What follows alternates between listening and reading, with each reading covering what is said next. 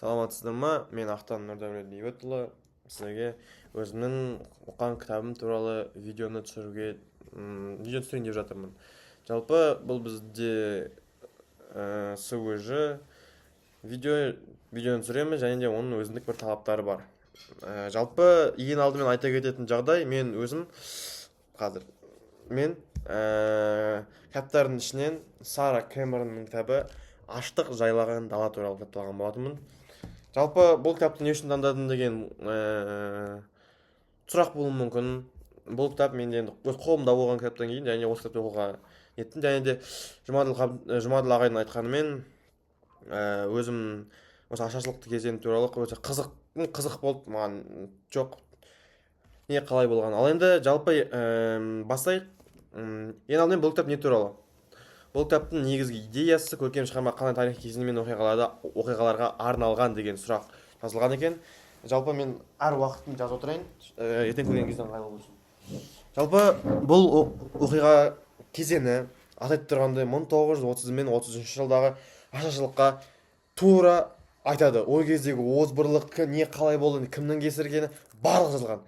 Детально жазылды десек болады. Алайда бұл кітапта тек қана 31 жылдың несі ғана емес, 30-33 жылдағы ашаршылық қана емес, барлық ақпарат енді детально емес, бірақ осы ашаршылыққа біз қалай келдік, соның бәрін жазды. Сара Кэмеронға ырза болғаным сол. Ең алдымен Сара Кэмерон бұл кітапты қалай бастайды?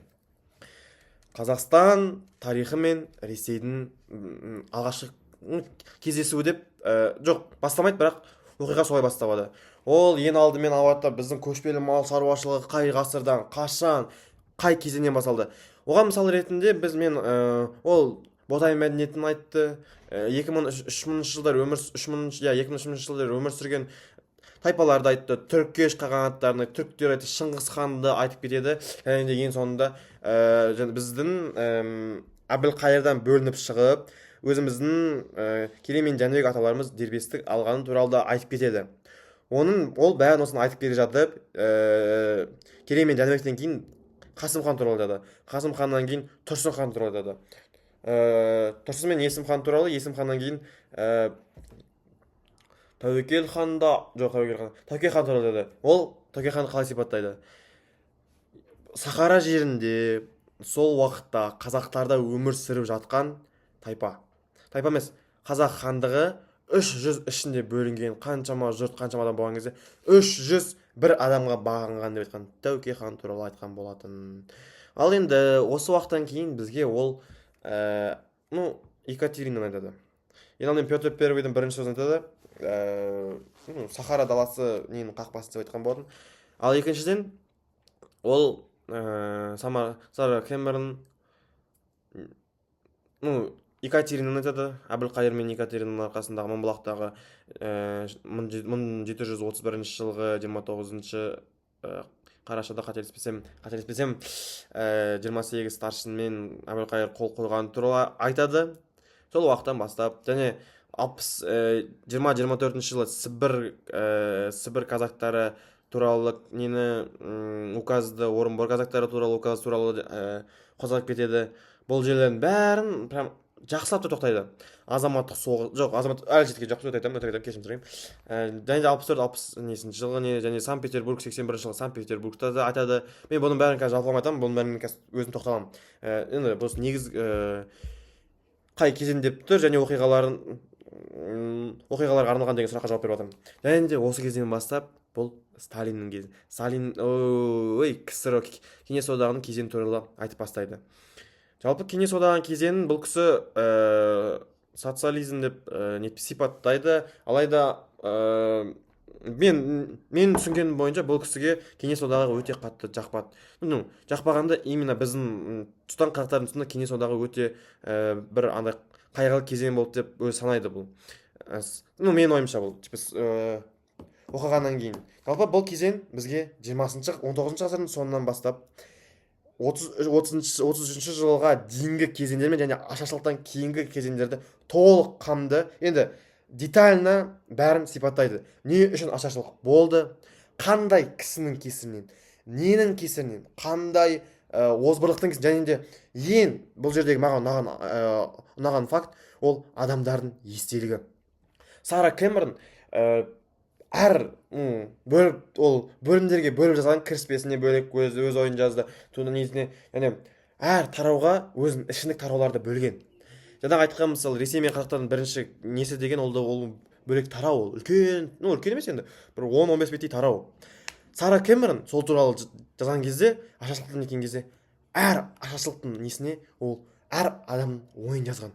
Мысалы кітап енді қымбатты оқырманнан бөлек негізгі Сара Кэмерон жазғанын оқитын болсақ, кіріспесінде ашаршылық жылдары мен есімді біліп қалған жас бала болатынмын. Бала болсам да ауылдағы асыра сілтеушілікті ұмыта алмаспын сірә. Сол кезде есіме түссе сай сүйгегім сырқырайды деп Әлжаппар Әбішұлының 30-33 жылдардағы естелігімен өз кітабын бастайды. Бұл деген ешерке жол беру деген, бұл мен ойымша өте кіріспе үшін өте маңызды бір фактор. Себебі мен бұл нені оқығаннан кейін уже бірден оқығым кетті ары қарай. Және бір сұраққа жауап бердім деген ойдамын. Бұл ашаршылық туралы оқиға, ұжымдастыру, индустрияландыру, неліктен, жаңа экономика саясаты туралы да қозғап кетеді.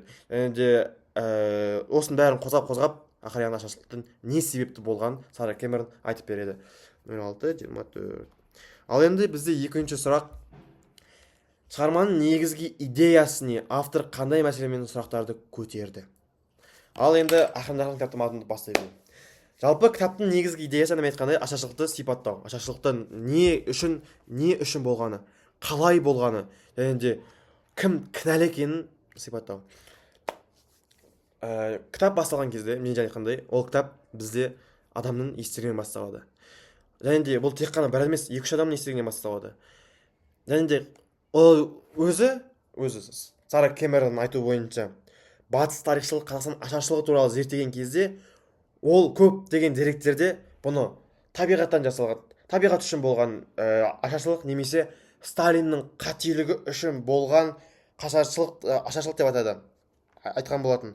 Сталиннің қателігі трагедия немесе мәдени қайшылық деп қана сипатталады деп, ол өзі жүрегі қайшылық туралы айтады. Неге олай аталу керек? Ол қаншама адам қайтыс болды, неліктен бұған дұрыс көңіл бөлінбеді деген сұрақтарды ең басында сондай сұрақ қояды. Жалпы енді бұл жерде кіріспе, неліктен, кім кінәлі, бұның салдары қандай болды, жантүршігерлік оқиға не үшін болды, қазақ халқының осы күнге дейінгі ұрпақтарының тарихи жадында қандай жазылым із қалдырды деген сұрақтардың бәріне тоқталады. Жалпы бұл кітап бастала салысымен бізде мынандай карта беріледі: Қазақ АКСР-ның сол кездегі жері, Қазақ АКСР-ның сол уақыттағы жері. Енді бастайын. Аштық жайлаған далада бірінші кіріспесінен бастап аштық туралы айтады. Неліктен, қандай аштық? 30-33 жылдағы ең адамдардың естеліктері. Жаңағы айтқан кезде Әлжаппар Әбішұлы 30-33 жылдары қазақтың ашаршылығын есіне алады. Ашаршылық кезінде ол былай дейді: кеңес үкіметі шенеуніктердің, енді жаңағы Әбжаппардың барлық малын толықтай тартып алады. Енді бір сиырын солай қалдырады, тілсіз жауға айналады дейді. Өз көзімен көрген қаншама адам бір-бірін ұрлап, өлтіріп жегенін көрген. Яғни сол уақытта ашаршылықтың ең андай көздің алдында Қытайға көшіп бара жатқан ағайындарын, Қытайға көшкен ағайындарын, сол жақта қайтыс болған, көз алдында қайтыс болған ағайындарын көреді. Ал енді екінші адамыз ол бізде Нұрсұлтан Әбдіғұлұлы. 1932 жылы 32 жылдары өмір сүрген емес, сол уақытты көрген адам. Ол бірақ өзінің айтуынша, мен ол кезде кішкентай болдым, 10 жасымда болдым деп айтады. Сол себепті есімді жидым ба жимамды білмеймін. Бірақ дейді, бір нәрсе менің ойымда қалды дейді. Ол не нәрсе? Оның айтуы бойынша, олардың жұмыс бойынша көшу керек болды. Және де енді бұл мені де өте таңғалдырған бір ақпарат болды. Себебі жұмыс барынша мен көшу керек болдым, біздің отбасымыз. Және де сол уақытта әжем маған сандықтың ішінде отыр, басынды шығарушы болма деп ұрсып, мен сандықтың ішіне жасырған болатын. Әрине мен сығалап қараған кезде жерден қаншама мәйіттерді көрдім. Және де сол уақытта есеге әжеммен не үшін олай істедіңіз деген кезде, әжем айтқаны мен таңғалдырды. Әжесі айтқан себебі ол уақытта айтады, адамдар бөтен балаларды ұрлап, оларды грубо говоря деген. бұл енді мені өте қатты таңғалдырды, себебі мен көптеген нелерде ондайды мүлдем ойламас едім. Ашаршылық 1,5 миллион адам қайтыс болды, 2 миллион адам қайтыс болды, жүре бердім. Бірақ бұлай адамдардың естелігін тыңдай келе, оқи келе мен өте қатты таңғалдым.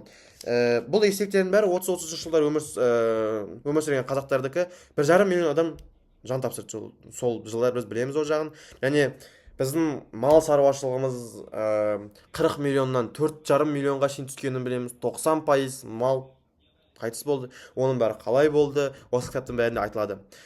Көп қазақтар Шыңжаңға, Ресейге көшіп кетеді. Және осы уақытта да кітаптың бір қызық несі, мен ақпарат көп келіп жатыр. Шыңжаң мен Кеңес одағы мен Қытайдың арасындағы андай қарым-қатынасқа дейін айтады. Ашаршылық жылдары мысалы Әуелбеков атамыз айтпағандай, мен соғыста болдым дейді, екінші дүниежүзілік соғыста болдым дейді. Бірақ екінші дүниежүзілік соғыста мен тірі қалуым ол ашаршылықта тірі қалуымен бір тең деп айтқан болатын. Бұндай оқиғаларды біз оқи берсек, ондай көп болады. Және де адам санына келетін болса, қазақтардың саны орыстардың санынан артқан көрсеткен еді. Ол 1999 жылы. Алайда бізде 1917 жылы санақпен, қателеспесем 17 ма, сондай санақпен біздің өлкеде 7 миллион адам тұрды. 7 миллион адам тұрды. Мына жерде бар қазір ол кестелері, мал санының кестесі. 7 миллион адам тұрды. Санақтан кейін 4 миллион, 2 миллион қателеспесем адам қалды. Әрине азаматтық соғыс бар, әрине 20-21 жылғы ашаршылық бар, бірақ олардың арасында жест бар. 30-33 жылдары қазақ ашаршылығы Мәскеуде қазақтар деген атпен белгілі болған түркі тілдес көшпелілердің атында белгілі болды. Жалпы не себепті Кеңес одағының кезінде Қазақстанда дұрыс андай контроль болмады? Өйткені бұл кезде шығыстың нелері бар, жазушылар неге келмеді, неліктен ондайлар жазбады? Бұл кітапта сондай жауап бар. Айта кететін болсақ, неліктен, бұл менің бірінші сұрағым, ондай бар ғой, шамада қай салт дәстүр рәсімдер сипатталады дейді. Бұл кітапта қызық ақпарат, өте қызық ақпарат, мені таңғалдырған. Сол уақытта Кеңес одағында, мен білмеппін, Украинада да ашаршылық болыпты. Украинадағы ашаршылық, ойбай, неттік, үйттік, бүйттік, орыс славяндар, нетті, барлық батыстың адамдары, енді жазушылары бәрі сол жақта барып сол жақта жазған. Барлық форумдарда сол қозғалған. Мысалы, енді осы Сара Кэмерон не дейді? Жалғыз Украина өзінде ғана жуықтап алғанда 2,6, 3,9 миллионнан адам Украина және басқа ұлт өкілдері аштан қырылды деп саналады. Әрине ол біздікінен көп. Ұжымдастыру кезінде ашаршылықтың орталығы болғаны еш күмәніміз жоқ біздің де. Алайда бұл Қазақстанмен бірдей десек те болады. Себебі ол уақытта украиндықтардың көбісі ұжымдастырудан кеткен болатын. Олар да біз сияқты мал шаруашылығымен айналысты, егін шаруашылығымен жақсы айналысты. Украинаның аштығын зерттеушілер басым бөлігі Сталиннің дағдарысын украиндық этникалық топ ретінде жойып жіберуді ойластырған деп айтады батыстағылар. Сонда қазақтарды Сталин толықтай жойып жібергісі келмеді деп ойлай ма? Ол украиндықтарға жазған теңсіздіктің бәрін осылар батыстағылар үгдей тегжейлеп айтып берген болатын. Мен мысалы айтатынымды. Этникалық сипат алған кезде, мысалы, ал Қазақстанда аштық құрбандары этникалық сипатта 60%-ын, жалпы сан 60%-ын құраған еді. Халықтың, именно біздің қандастарымыз. Ал ашаршылықта қаза болған 90% қазақтар болып шықты. 90%, мысалы, 90%. 7 миллионнан 90% адам. Ойбай, тәңме ол. Ал енді Украинада 2 миллион, 3 миллион адам қайтыс болды. Бірақ ол енді қызық. 70% адам. 70% енді аз емес, оны мойындаймын. Бірақ Қазақстанда 90% адам қайтыс болып тұр. Ол неліктен олай болды деген сұрақ болмаған. Аштық миллиондаған аса адамды алып кетті. 40% өмірі 40% за границу кетті деп айтсақ болады. Кеңес одағы кезінде Сталиннің қысымы өте қатты болды. Сталин деген неге жексұрын адам болған. Әрине көбісі оны не деп айтады. Ал енді бірақ біз қазақтар үшін жексұрын адам ол Голошекин. Голошокин жеке тұлғасын түсіну өте қиын адам болған деп сипаттайды. Неліктен? Себебі негізгі мамандығы тіс дәрігері. Ол өз жүрген кезде қызық жүреді дейді, ақырын ғана тыныш қана дейді. Қазір ұжымдастырудың да өзінің бөлігіне келеміз. Жалпы ол өзі кәрі большевиктердің несіне саналады. Себебі ол социализмді басынан бастап қолдайды. Басынан бастап оны кәрі большевик деп айтады. Кәрі большевик деген ол қалай? Жалпы мына жерде бір естелік бар, оны естелік айта берейін. Осы Голошокин туралы. Голошокин ірі денелілеу, шашы осы қарылған, және де бір естелік бойынша, бір қыздың естелігі бойынша біз Голошокинді оның кәрі большевик болған үшін сыйлайтынбыз. Келген кезде оған қонақжайлылық көрсетіп, әрдайым ұстасына түсетіміз деп айтқан болатын. Ал енді қызық, Голошокин, мен ұжымдастырып көретін жақсы. Голошокин ұжымдастыруды қалай келді ойына? Ол 1925 жылы индустрияландыру басталады. На картада келмейатыр кішкене. Ал енді Голошокиннің маған ұнамаған бір қасиеті былай болады. Осындай оқиға болып тұр. Голошокин билікте. Голошокин билікте болған кезде оған енді өзінің көмекшісі келіп айтады: менің әкемді жазықсыз түрде түрмеге қамап ату жазасына кесіп жатыр. Ату жазасын аман сақтап қалыншы деп барған кезде Голошокин оның бетіне қарап, коммунистерде әке жоқ деп айтқан болатын. Коммунистерде әке жоқ. Баласының көзінше әкесін атып тастаған не деген тас жүрек адам.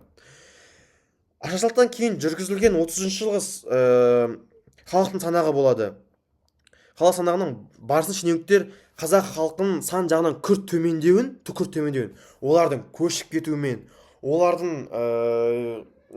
көбінесе көшіп кетуімен сипаттаған болатын. Ашаршылықтан орын алуды жасырды. Себебін тек қана көптеген қазақ көрші республикаға көшіп кетті. Мысалы, сол Шыңжаңға көшіп кетті айтады. Ашаршылық жылдары Сәбиғыз Нұрзия Қажыбаева ашаршылық туралы ашық айту қауіпсіз емес еді деп айтады. Неліктен? Ашаршылық деген ол социализмдік реализмге қарсы. Шенеуніктердің ойынша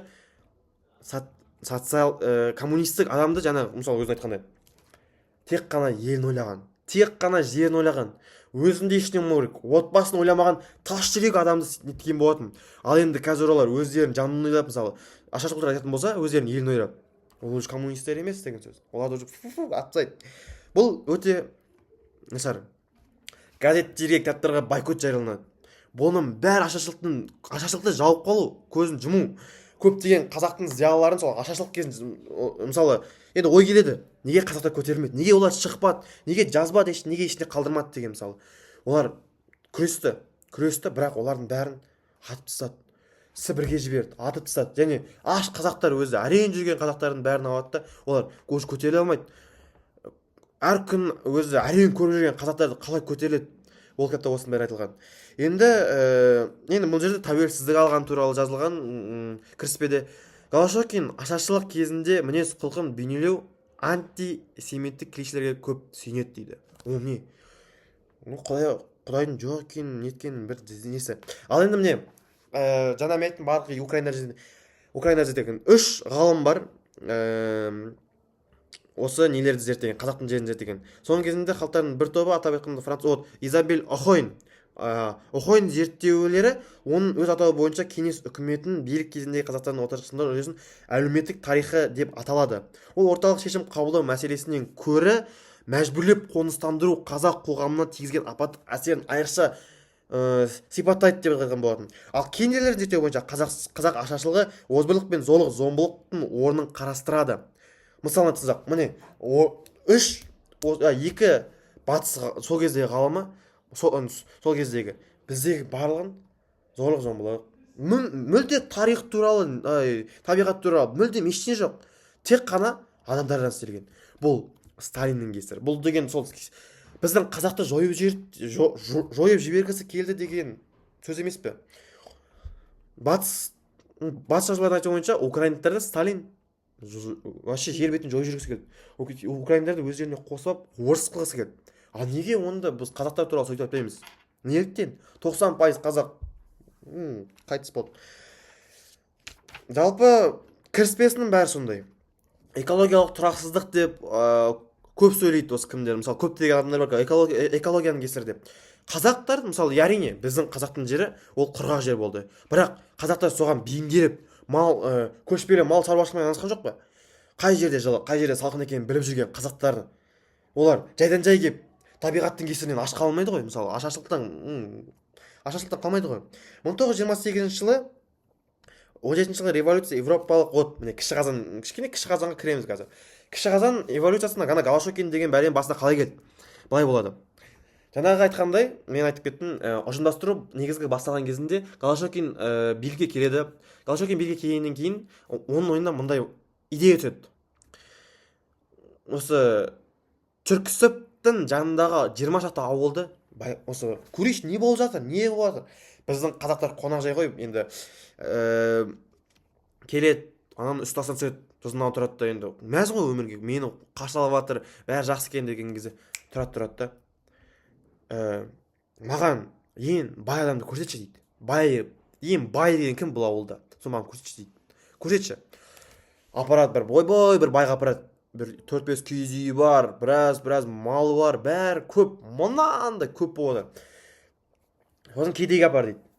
Кедейге барады. Енді кедейдің жағдайы байғаң жасар. Бір киіз үйі бар, бірақ бір 100 бас қойы бар, бір 50 бас сиыры бар. Енді айтады, бұл сендердің кедейлерің ба дейді. Сосын тұрады да, бұл біздің ана қазақтар ойбай қонақжай. Бұл болмайды. Сен сосын кеткен кезде енді, сосын Сталин жазады 1928 жылы, мыналар ұжымдастыруды көрмеген қазан революциясы кезіндегі мен өзімше кіші қазан қазақстанда жасап көрейін дейді. Голошокин. Мен жарайды, оған не бермейді. Негізі ол кезде оған андай ештеңе берген жоқ, добройдан берген жоқ. 28-29 жылы ол жазады хат. Оны қабылдамай жүреді. Опа, ол Сталинмен ақпарат көп отыр. Сталин, өзі Голошокин мен Сталин, осы Голошокин билікте болғанда екі қайтқана кездескен. Сталин қазақтың жері туралы ақпараттарды көп өзінің жанындағы нелерден біліп отырды. Бірақ ол дым деген жоқ, жаңа ашаршылық болған кезде. Сталиннің ұжымдастыру режимін кіші қазанда қайтадан келіп Қазақстанға алып береді.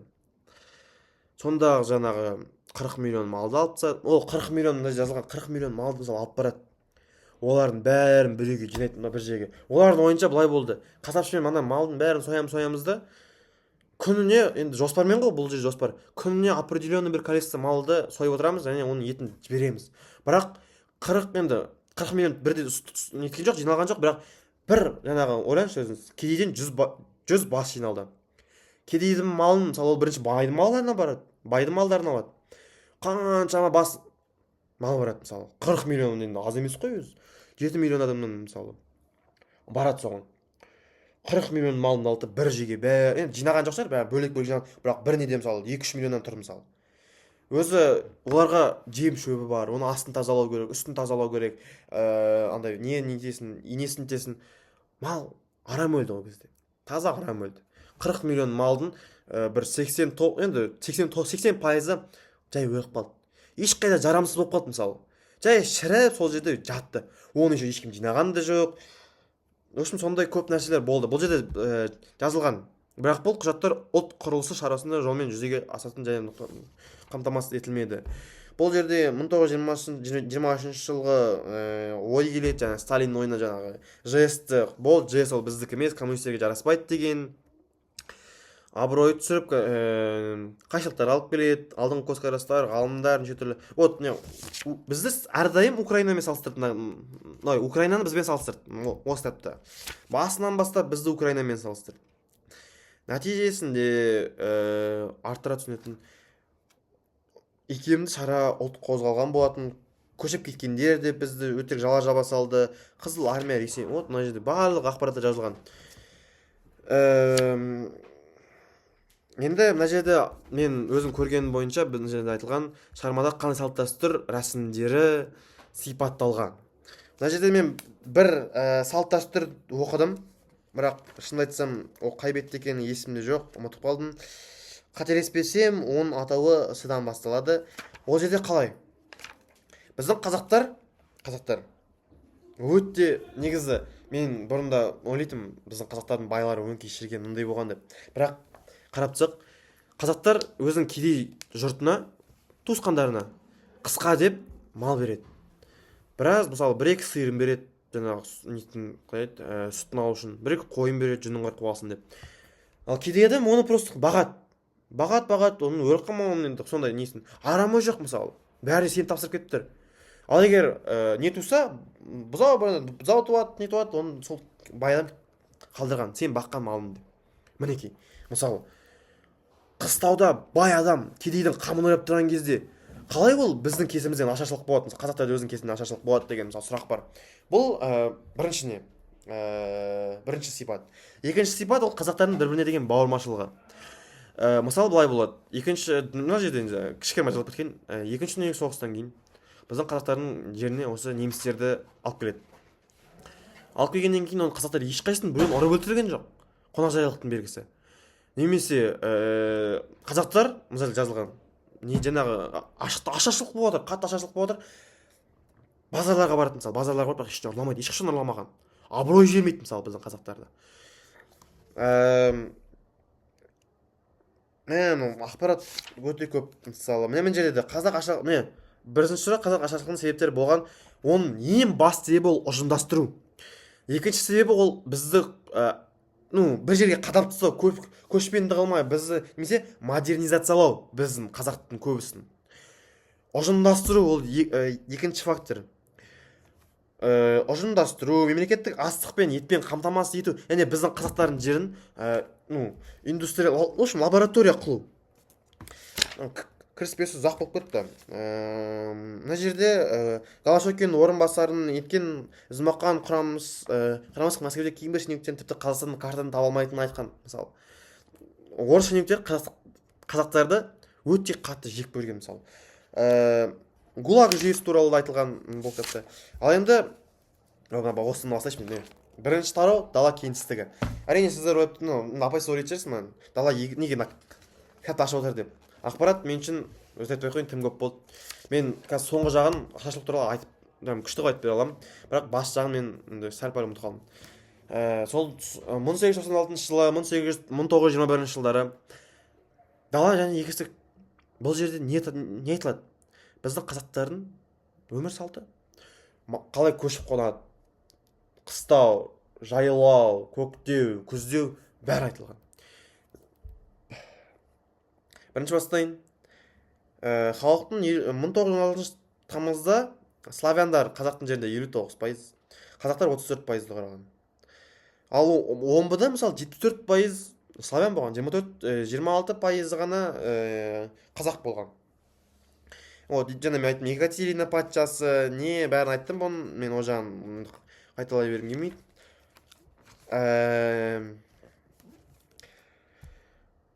Жалпы мына жердегі өте қызықты ақпараттардың бірі, біздің қазақтарда олар қалай жойып жібергісі келді. Біріншіден, ұжымдастыру басталды, кіші қазан басталды, байлардың малын тартып алып жатыр. Олардың ойлауы бойынша бір отбасыда бір сиыр жетеді. Ал қазақты білесіздер, ол үлкен ғой, қалай ол 14 балаға мысалы бір сиыр не ол? Сиыр бейшара арықтап өз сүйегі қалады. Жалпы қазақтар, мына жер жазылған бір несі, жаңағы салт дәстүрі, ол көшіп қону, әрине. Екіншіден, әр нәрсенің сұрауы бар деген білген, негелтен. Сиырдың атқа мінген, ат ол транспорт, және де оның сүті қымыз. Қой, ет, тағам, сүйегі, оқ, садақ, қылыш, жүні, жылы киім, сиыр дәл солай. Әрине қазақ жерінде түйе аз болған. Қазақтардың негізгі өзінің өмір сүру салтының бойынша олар қалай айтсам екен, тек қана қыс түскен кезде өзінің тұяқтарымен қардың астынан шөпті өзі тауып жүретін малдарды ғана баққан. Бірақ батыс қазақстанда кіші жерінде не қызық, түйелер көп кездескен. Түйелер өйткені шөлде нетпейтін өзі тек қана сол түйелер ғана. Жалпы мына жерде енді көп суреттер бар, мысалы қазақтардың бейнесіндегі суреттер, сол не кезіндегі міне мысалы көріп тұрсаңыздар болады. Бұны әрине апай сіз ғана емес, мен мысалы қазір інім де көреді екен, мен сол үшін олай айтып отырмын. Енді қазақ даласын қоныстандыру басталады. Мынау енді бұл бет өте біртүрлі бет, себебі жалпы қазақтың жеріне келген Левшин жазбасында көрсеткендей қазақтар егіншілік тәжірибесінде көшпелі өмір салты мен дала жағдайына бейімделіп алған. Орыстардың ойынша орыстар көшпелі деген сөз түсінбейтін негізі. Қалай көшпелі? Неге олар көшіп жүреді дейтін әңгіме ол. Вот жаңағы сауын беру мысалы. Бай адам кедейге несін береді. Көшпелі қазақтардың шамалары мал бағу тәжірибесі өте мықты болған. Неліктен орыстар оны түсінбейтін. Біздің қазақтар жаңа айтқандай жайлауға барады, неге барады, қыстауға кетеді. Ал енді мысалы Сталиннің кезінде модернизациялау басталған кезде, ұжымдастыру басталған кезде біздің мен деген байларды оқыған адамдардың бәрін Сібірге айдап жібереді. Қазақтардың көбі сынавады да, мысалы сен көшіп жүрсің да, саған келеді де бір жерге тарс қояды, осы жерде қалдың сен сол жерде. Ол жерлер жай жерлер емес, құрғақ сондай жерлер. Ал келген славяндарға мысалы 1861 жылы басыбайлық жойылады. Сол кезден бастап қазақтың жеріне ойбай топырлайды бос жерлерге. Сол кезде айтады не, біздің Садуақасов дегендер, Бөкейханов аталарымыз қазақтарға жерді беріп алайық. Қалған бос тұрған жерлерге кімді қойсын еді, қоя береді, бірақ қазақтарға жердің бәрін бірінші қазақтарға берейік деп айтады. Семей гарнизонында мысалы капрал қызметін атқарған Федор Достоевский, ең атақтысы тұлғалардан міне, ең білімді адам. Қалғандары білімсіз емес, бірақ оқу жазу білмейтін адамдар болған олар. Оқу жазу білетін байлардың бәрін алғанда Сібірге айдаған, атпаған, бірақ бұл кезде атпаған әлі. Көптегендер міне әкімшілік аймақтарға бөлінеді. Түркістан, Түрксібір, Батыс, Ақмола, Ақмола, Семей, Түркістан даласы, Жетісу мен Сырдария кіреді мысалы. Осындай жерлерге бөліп тастаған қазақтың жері. Бұл жерде соның бәрі подробно жазылған. Қазір айта берсем айтқым келіп отыр өзі. Ішіме сыймай отыр. Ал енді жаңа азаматтық соғыс болады, Ленин басталады, Голошокин. Міне, бір ұсқынсыз адам Голошокин билікке келеді. Жаңағы айтқандай кіші қазанды ұйымдастырады. Кіші қазан ұйымдастырған кезде ол қалай болады жалпы басында? Бұл кітапты айту бойынша, мына кітапты мен түсінгенім бойынша, советский аула. Советтік ауыл. Қалай ол? Әр адамда бір үй болады, бір үйге бәрі қарайды. Малдың бәрін өткізесің. 40 миллион басты өткізді жаңа. Бұл түсіңіз ғой. Жаңа шоқырландыру туралы айтты. Қазақтарға көрсеткен қысын туралы нетті. Голошокин ауылға кеңес үкіметін орнатамыз деген ниеттен келіп кіші қазанды ұйымдастырып жібереді мысалы. Кіші қазан революциясын. Кіші қазан басталады.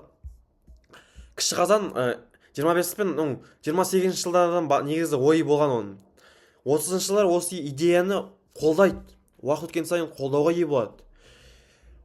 Жат пікірде мысалы Голошокин басқаруымен 1929 жылы 30 жылы қателеспесем 82, 90, 31, 30 жылы 80 контрреволюциялық ұйымдар ашылып, сол ұйымда болған деген жалмен 10 мыңға тарта қазақтың бетке шығар азаматтарын қамауға алынады. Голошокин негізгі идеясы қазақтардың бетке ұстар адамдарының бәрін алып қамау, айдау немесе бір жаққа жіберу. Өлім жетімнің көп болуы, халықтың басқа республика Қытайға көшіп кетуі осыдан басталады. 1930 жылдың басында қазақтардың бағына болар Голошокин орнына босатылады. Және ол жаңағы сол неде Сталин алжағаннан кәрі нелерін бәрін алып айдап жібереді. Міне мынау Голошокин отқан жаңағы несі. Мен әдейі мұнда нетіп қойдым, себебі сіз осыны көрсеткім келді адамдарға. Мен жалпы түсінатсыздар деген ойдамын. Лицом к деревне, сондай жалпы Голошокиннің нелер көп болды, істері. Әрине айта берсем көп. Жаңа мысалы айтқандай, малдардың бәрін тартып алды. Мал тартып алады, оны не істейді? Аппарат сояды. Ол арам өлді ма? Не өлді ма? Соның бәрін неткен. Қалай айтсам екен, келтірген десек болады. 34 минут мен не айттым өзі? Шығармада негізі менің ойымша бұл шығармада басты кейіпкер жоқ. Бұл шығарма таза тарихқа арналған. Бұл кітап таза тарихты айтатын кітап. Енді әрине бұл жерде фокус Голошокин мен Сталинға көп бөлінген. Енді сол екеуі туралы айтатын болсақ, екеуі де алжыған бір албасты кісілер. Оны мен спокойно айта аламын. Неліктен? Өз баласына өз баласына өз анасынан баласын етін жегізген, өз інісіне ағасын етін жегізген адамдарды неге мен жақсы деп айтайын? Осы кітаптарда міне соның бәрі жазылған. Осы кітап айта бердім ғой мен де, иә. Мен жаңа негізі кішігірім айтамын деп мындай нелерге бөліп қойған болатын жастарға. Міне, кіші қазан революциясы толыққанды бір тарау, 24 беттен тұрады. Жаңа айттым, Сталинге хат кетеді, бәрі солай кетеді. Және де жіберіледі, көптеген тарихшыларды қудалайды, оларға бойкот жарияланады жазушыларға. Міне, осыны айтқым келді. Қазақстанда жаңа басқыншы мәлімет бойынша республикада 9 облыстың науқан туралы 6251 адам жиналыс өткізіп, оған 392.429 адам қатысты. Бұл адамдардың бәрі не үшін қатысып отыр? Қайда қатысып отыр жалпы? Сайлау. Ол сайлау қалай өтеді? Тек қана бір адам тұрады. Және олардың ойынша ойбай социалистік кеңес бәрі жақсы тема бәрі күшті. Не істейміз? Не қоямыз? Адамдардың бәрі қойшылар, әшейін адамдар, қызық үшін көрген адамдар. Және осы Голошокиннің осы біздің қазақтарды бөлгені бар. Бедняк, средняк. Бедняк деген тақыр кедей. Үйі жоқ, не үйі, не күйі жоқ. Средняк деген шатыры бар, бірақ бір қой ғана. Қой сиырдан кішік қана. Соларды солай бөлген. Бай деген кім олардың ойынша? Бай деген, бай, зұлым. Кинода Алдар көсе деген кино бар. Именно кімнің айтуы бойынша екі еселенген қанау жүйесінің зардап шеккенін мәлімдейді. Көптеген байлардың. Орыс тілінде бай деген ұғым ауқатты, дәулетті деген сөзден алынған, және кеңес одағының пікірінше бұл тұлға белгілі бір жалпы ерекшеліктерге тән еді. Ал біз білеміз, коммунистерде ондай болмау керек мүлдем. Әр адам деңгейі бір. Сол үшін бай адам ол коммунист емес ол. Ол жаман. Ол деген бай бейнесі көшпелі өмірде негізі мынандай болған. Көшпелі кімнің айтуы бойынша бай ол бір ауылды қамтамасыз ете алатын адам болған. Бір ауылға, мысалы, мен айттым, Саул туралы айттым, малын береді, қыстаудан аман алып шығатын адамдар, сол адамдар байлар болған. Қалай айтсам екен, мемлекетті көтерген байлар болған. Сара Кэмерон айтуы бойынша. Ең маңызды әлеуметтік және саяси функциялардың астарында үнемі қасандық пен туысқандық жатады. Қандастық пен туысқандық. Және бұлар қандастық пен туысқандық жатады. Бірақ біздің білесіздер, қазақтар өте мықты болған. Қонақжай, және туысқандардың қамын ойлап тұрған, 100-ге бөлінген, 7 атадан астам келін алмаған. Бұның бәрі деген біздің қазақтардың элитасын көрсетеді, қандарының тазалығын көрсетеді. Ал неден кейін көшпелі қазақ бұл мысалы 1920 жылы жаңағы бұл средняк, мысалы средняк адам, бір қойы бар, бұзау туды, қозы туды. Мынау міне средняк адам. Сол кезде мысалы бұл қазір бай, өйткені уже қозысы бар, бұл бай болып кетті. Шыңғысхан ұрпақтарын өздерін сол уақытта уже болды. Олар Шыңғысхан кім ол? Шыңғысхан сондай болды. Біздің тарихымызды қосқысы келді ең алдымен. Айтып кеткендей, біздікілер, біздің қазақтарда көп ол ауызекі сөйлем өтеді. Ауызекі сөйлеммен. Жазбаса ештеңе қалмаған. Кеңестіктер біздің оқыған тоқыған адамдардың бәрін жойғаннан кейін, енді грубо говоря, бізде оқымаған адамдар қалды билікте. Оқымаған, ештеңе білмейтін адамдар қалды. Тек қана мал баға алатын, үй істей алатын, жұмыс істей алатын, таза, енді құлдар қалды деуге болады. Ал енді келесі міне, смағұл садақасы адам. Осы Голошокинге қарсы тұрған бір адам. Голошокин индустрияландыруына қарсы тұрды. Голошокин жаңағы ашаршылығына қарсы тұрды. Мына жерде бір күшті сөз бартын. Еңбекші қазақ газетінің редактор, бұл емес. сәдуақасов міне қазақ халқына не қажет атты өткір мақаласына айтқан болады. Ол кеңестік басқару органдарына қазақ еместер басқа жұрт біз атқаратын жұмысты атқара алмайды. Бұл олардың бізге жамандық тілеген емес, өкінішке орай олардың біздің тіліміз бен дәстүрімізді мүлдем түсінбегендігі. Сондай-ақ ол идеяларын таза коммунистік емес дегендеріне сынға алған болатын. Және бұл деген не деген сөз? Біз сияқты мал бағатын адам болған жоқ, мысалы Орта Азияда. Біз сияқты малды өсіретін адам болған жоқ, бірақ оны кеңестер түсінбеді. Олар бізге салықты қойған кезде олар тек қана бізге мал бер деген жоқ, олар бізге егін алып бер, егінмен бер салықты. Мысалы сен бізге бір айға бір қап дорба егін бересің, немесе тарпа бересің. Ол да тек қана мал. Мысалы менің қолымда бір 50 шақты сиыр бар дейік, мен қазір оған салықты қайдан табамын? Сиыр сату керекпін. Бірақ ол кезде сиыр, ол кезде баға дейтін болған. Сталиннің уақытты хабарлап отыру арқылы өзінің сондай кінәларын жоғары болуын енді бұл жерде көптеген онымен сол фракциясы не үшін болғанын 1936-38 Сталин зұлмат жылдары екені айтылған. Бұның бәрі көп айтылады. Ал енді міне кәмпескелеу науқаны, ресми кәмпескелеу науқаны 1922 жыл күзінде тәркілеу туралы құжат кетеді кімге? Жаңағы басшылыққа кетеді, Сталинға барады. Сталин оған қол қоймайды. Жүреді. 29 жыл Голшегин қайтып жібереді. Семей аймағында Қазақстан мен Мәскеудің партия қызметкерлерінің тығыз байланыстары бар байларға толып отыр. Міне, Қазақстан мен Мәскеудегі партия қызметкерлерімен тығыз байланыстары бар байларға толып отыр. Қазақтың жері. Бұл жерде ұжымдастыру болған, 1925 жыл болған ұжымдастыру бұл жаққа жетпеген. Сіздің рұқсатыңызбен, Сталин мырза, мен кішкентай бір қазан жіберейінші. Октябрь ме де бұл?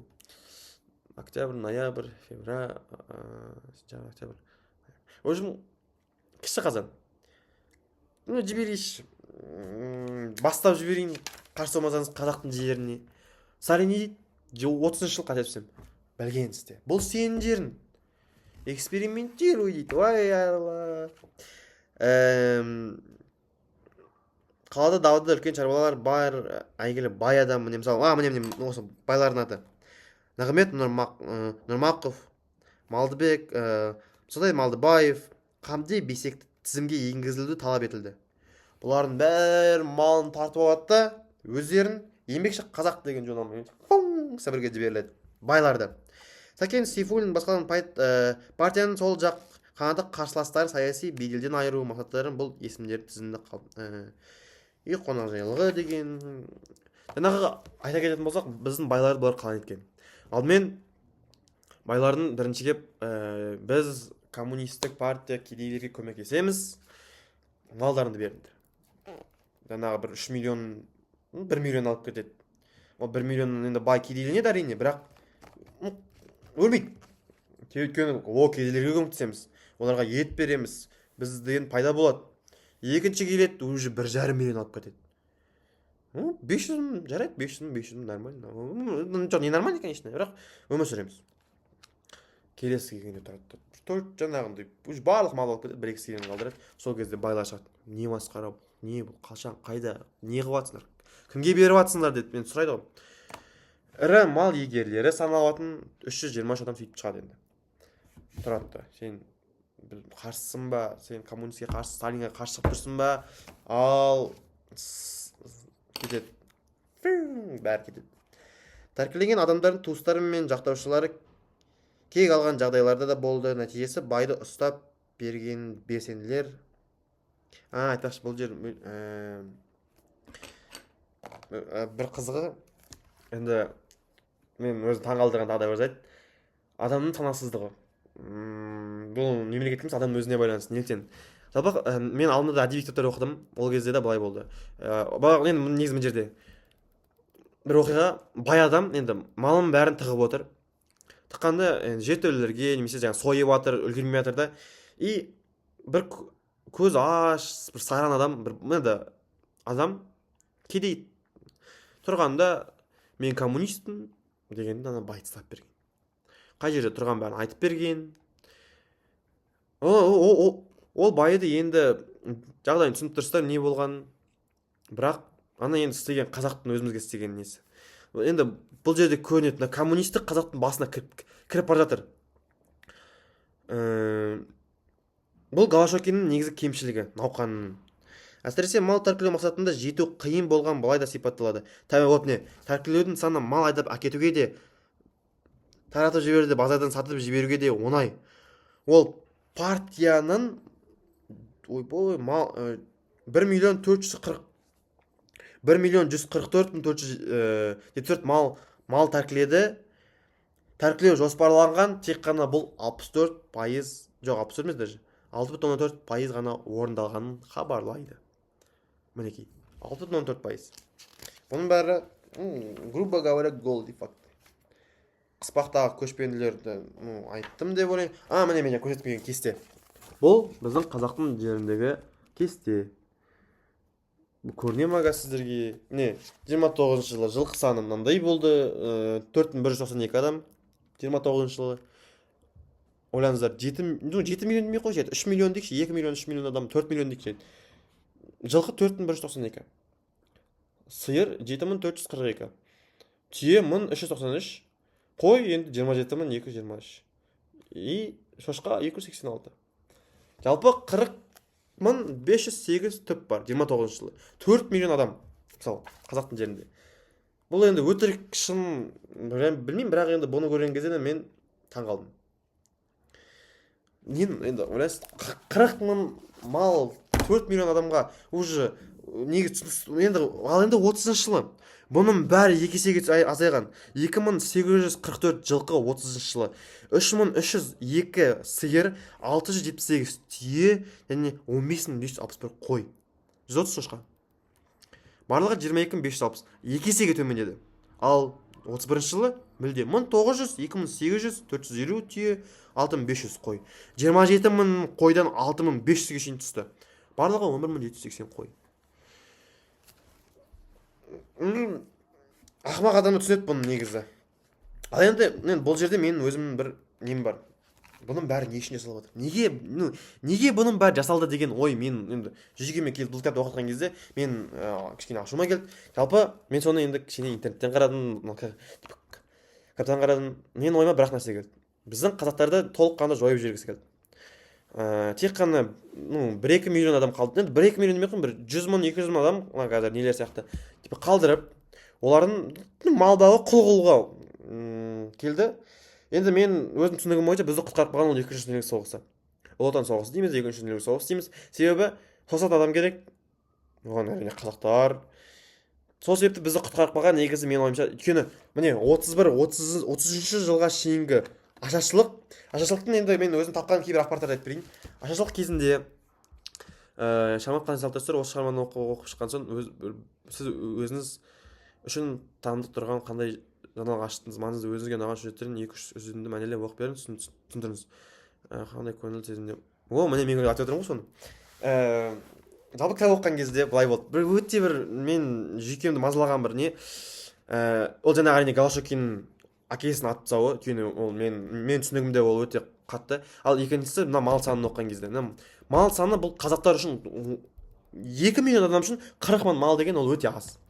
Бұл уже ашаршылықтың белгісі. Бірақ 40 миллион мал тұрған кезде, 90%-ын жай ғана шіртіп жіберу деген бұл ақмақтық, мен ойымша. Шіртіп жіберу деген ол ақмақтық. Ал енді жалпы біздің кезімізде бұл қалай болды? Мен ойымша Голошокиннің жаңағындай антисемиттік өзінің ойы болды. Ол біздің қазақтың жерінде эксперименттер жүргізді.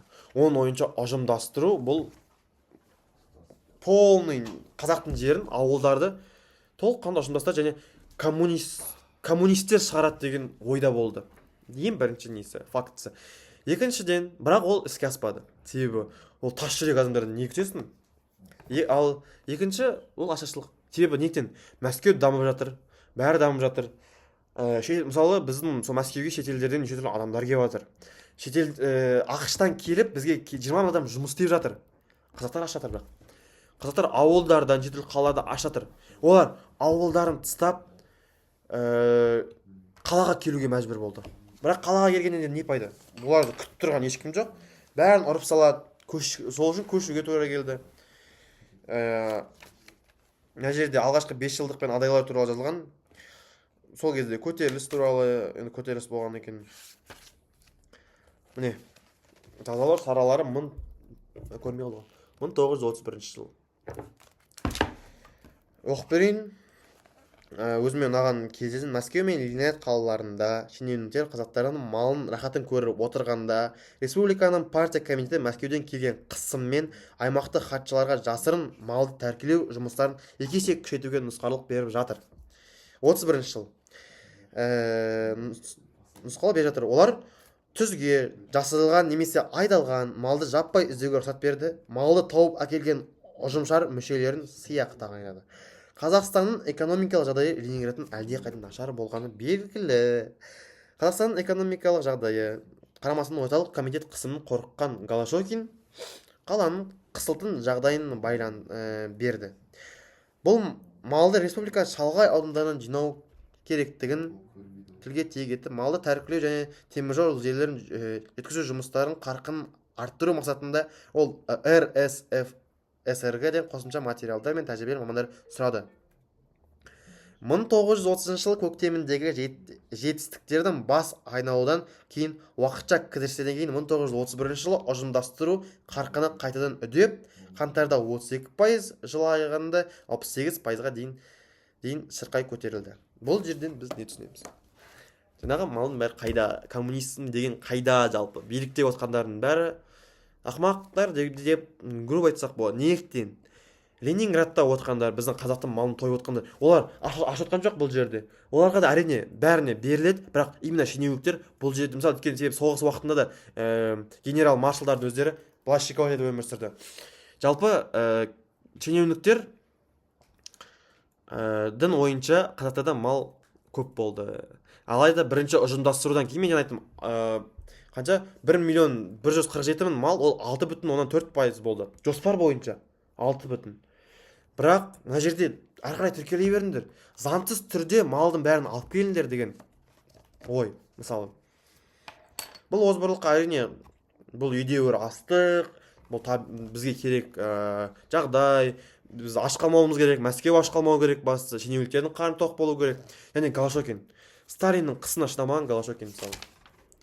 Бұндай бұл жағдай бізге енді именно осы жол бізге қазақтарға жасалған озбырлық пен босқын және ашаршылықты көрсетеді. Ал енді мен көшіп кеткен қазақтардың жағдайын деймін. Мысалы, Шыңжаңға көшкен қазақтар бар, Қырғызстанға көшкен қазақтар бар мысалы. Жалпы Шыңжаңда мысалы былай болады, кеңестік одақтың ойынша олар басында Шыңжаңға келген қазақтардың көбісін атып тастаған болатын. Атып, прям шекараның жолында тұрып, оларға атып тастайды. Анау 80 Санкт-Петербург шартына мүлдем уже нетеді. Санкт-Петербург қалды ол шарт. Неліктен себебі олардың ойынша олар шпиондар, Қытайға барып барлық планды жоспардың бәрін айтып береді. Ал біз білеміз, бізді кеңес уақытында 5 жылдық жоспармен строго жүрді. Ол пайдалы ма, пайдасыз ба бәрібір. Енді Шыңжаңда оларды қалай қарсы болды? Шыңжаңда біздің қазақтар өте көп қазақ бауырларымыз кетті, және олардың көбісін грубо говоря, дұрыс қарсы алған жоқ. Неліктен? Себебі олар бөтен адамдар, мүлдем пайда жоқ адамдар, және олардың көбісі құл болды, қара жұмыс істеді, оқуға мүмкіндік болмады, және де олардың көбісі таулы мекендерде өмір сүрді. Қырғызстанға кеткендері дәл солай, Өзбекстанға кеткендері дәл солай. Және бұл жерде тек қана ашаршылық көптеген жерлерде болып жатыр. Қытай-Қазақ шекарасын жанжал республикада болған болады, және адамдарды атып тастағаннан кейінгі. Келесі шекара, бұны айттым, мынаны айттым. Ой, қай қып.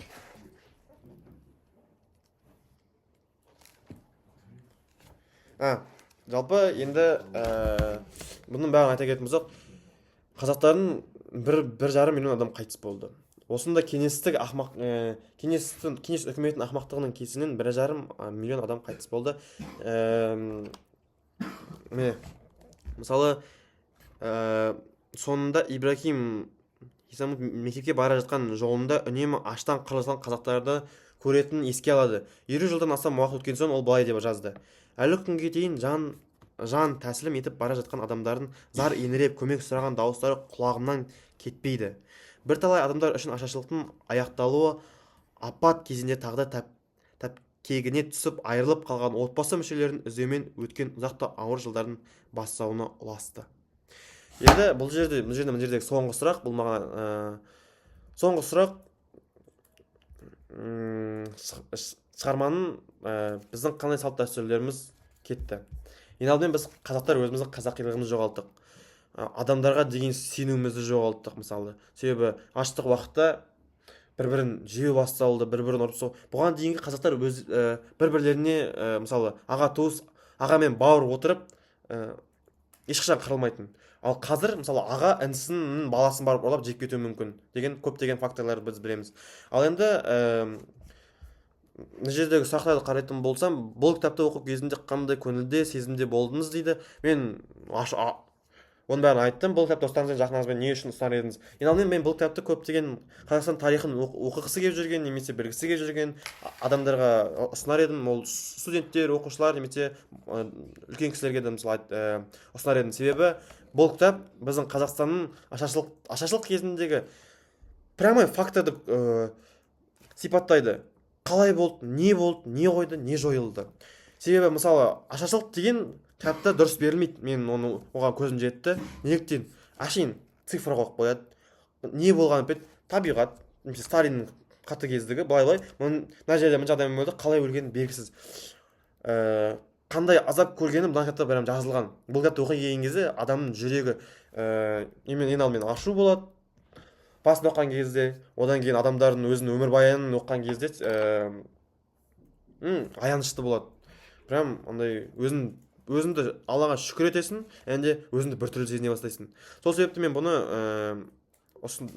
достарыма ұсынамын, және өзім үйдегілеріме де ұсынамын.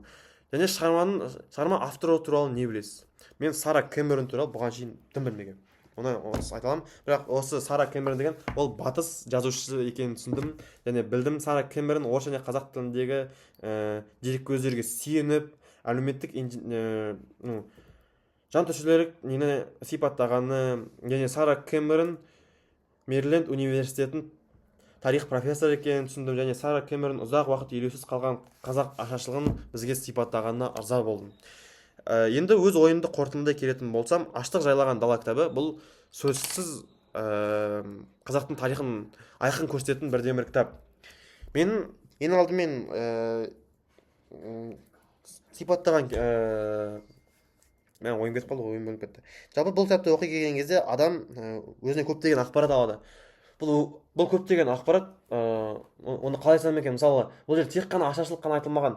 Ашаршылыққа біз қалай жетті, қалай орыстың құрамына кірдік, немесе қалай біз өзіміздің қазақилығымызды жоғалттық, қандай салт дәстүрлер болды, мал шаруашылығы, егін шаруашылығына біз қалай келдік деген сұрақтардың көбісін жауап алуға болады бұл жерде. Және де ең соңғы сұрақ, мына жерде өзі кім, Сара Кэмерон жазған сұрақ, қателеспесем. Жалпы бұл кісінің айтуы бойынша сонда аштық неден басталды? Аштыққа кінәлі кім деп сұрақ қояды. Және де кітаптың тағы да бір ерекшелігі бұл ең соңғы беттегі естеліктер. Мен естеліктерді толыққанды әлі оқып болған жоқпын, бірақ бұл жерде Смағұл Садуақасовтың, біздің қазақ жазушы Ахмет Байтұрсыновтың көптеген өзінің жазғандары, немесе қалай айтсам екен, мысалы бұл жазулар газеттерде қалып қояды, мысалы тарихи газеттерде. Бұны біздің көп жастар оқымайды емес, бұны точно оқымайды. Ал бұның бәрі мына жерде естеліктер деген жерде соңғы бөлімде берген. Сара Кэмерон өзі қазақтың несін жинап. Жалпы еще мен ішімді ашытқан бір нәрсе, бұл сол уақыттағы Украина туралы біраз адам жазды. Украина туралы көптеген кинолар шықты сол жылы. Мен ол туралы мүлдем білмедім, мүлдем естімедім. Ал енді бұндай неге Қазақстанда болмады деген енді ішімді ашытады сол ақпарат мен ішімді ашытқан болатын. Прям андай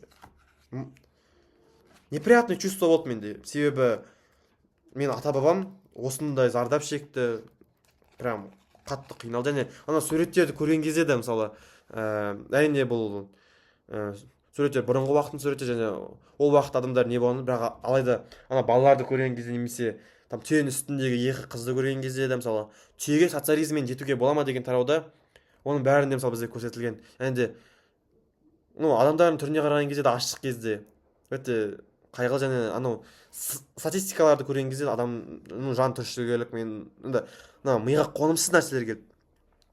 Жалпы назарларыңызға рахмет. Мен Ақтан Өдерет бүгін аштық жайлаған дала туралы видео түсірдім деп айтамын. Сау болыңыздар.